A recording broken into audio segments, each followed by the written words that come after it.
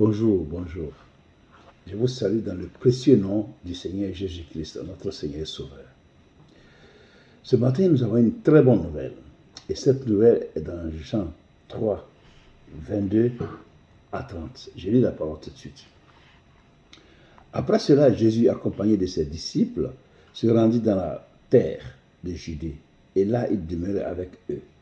Et il baptisait.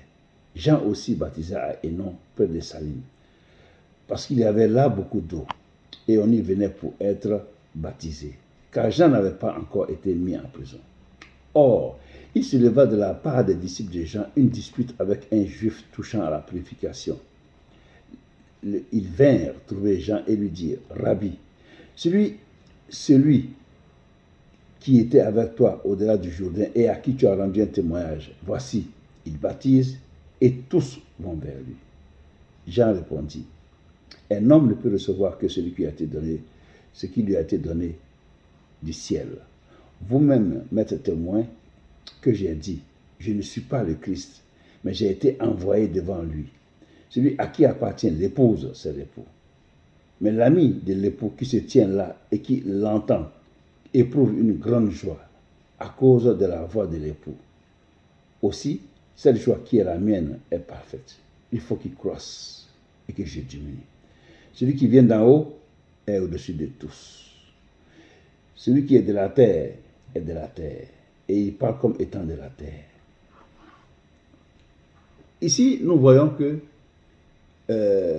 Jésus baptisait et Jean baptisait à Hénon, parce qu'il y avait beaucoup d'eau là-bas. Mais la Bible dit que, il y a une précision que ce n'est pas Jésus lui-même qui baptisait, ce sont ses disciples qui baptisaient.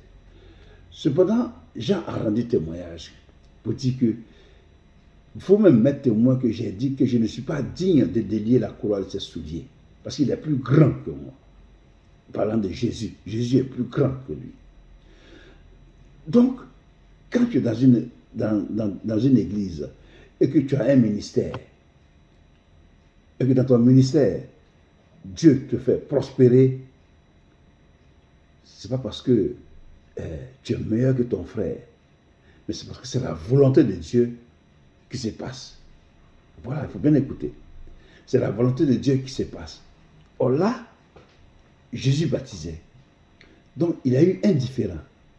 Ceux de Jean, les disciples de Jean qui baptisaient aussi, aujourd'hui, ils voyaient que peut-être les disciples allaient leur dire que voilà, Jésus baptise que vous, les disciples de Jésus baptisent que vous. Donc, ils ne sont pas contents, ils sont allés parler à Jean. Et Jean leur a dit que je vous ai dit qu'il faut qu'il croisse et que je diminue. C'est-à-dire qu'il faut qu'il avance, il monte plus haut que moi je descende.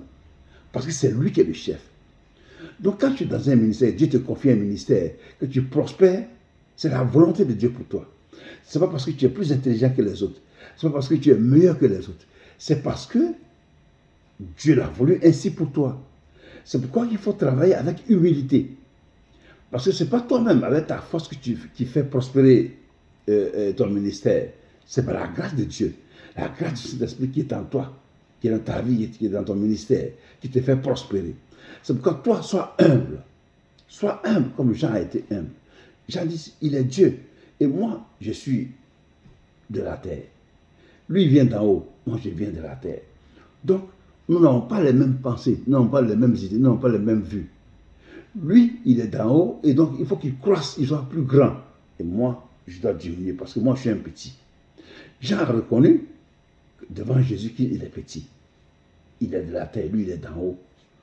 Donc, toi aussi, reconnais que Dieu t'a donné t'a fait cette grâce-là pour prospérer, parce que c'est lui qui est au contrôle. Ce n'est pas toi qui fais prospérer, c'est lui, c'est Jésus-Christ qui est au contrôle de ton ministère.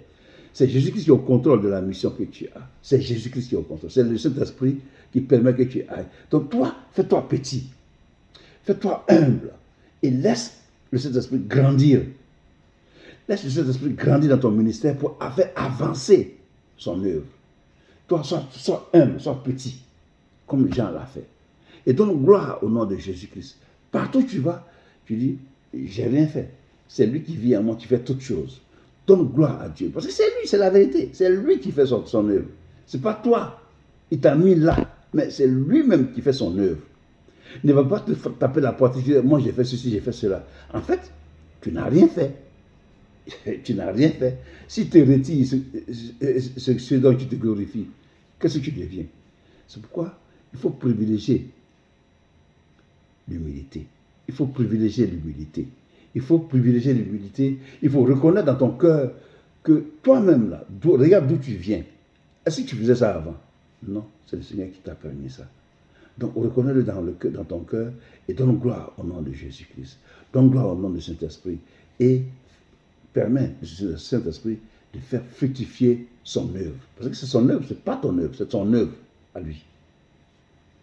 C'est ça que je voulais partager avec toi ce matin. Que Dieu te bénisse, que l'humilité soit avec vous au nom de Jésus-Christ. Oui, soyez humble avec Dieu. Dieu élève ceux qui sont humbles. Il les élève, tu vois, mais il résiste aux orgueilleux. Donc ne sois pas orgueilleux, mais sois humble. Que Dieu te bénisse. Mon frère, toi qui n'as pas encore donné ta vie à Jésus-Christ, l'heure est venue. Je dis bien, l'heure est venue pour que tu t'engages à marcher à sa suite, pour que tu sois sauvé. Tu sais, le corps que nous avons est un corps mortel, mais l'esprit qui est en nous, c'est l'esprit de Dieu. Cela retourne à Dieu. Si tu n'étais pas engagé avec Jésus ici, tu ne peux pas aller au paradis. C'est impossible.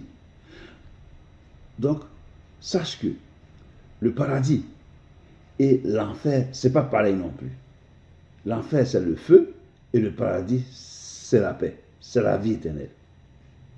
Donc, engage-toi maintenant que tu es là.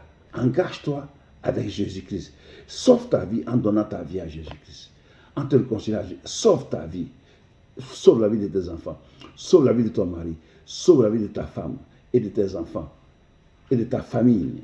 Pour ceux qui ne veulent pas venir, prie pour eux, pour qu'ils soient convertis. Parce que l'heure sera trop grave. Sinon, pas donner la vie à Jésus-Christ. Mon frère, c'est pas bon. C'est pour ça que le Seigneur nous met ici et qui permet qu'on se vertue toujours à vous rappeler cela. Que Dieu te bénisse.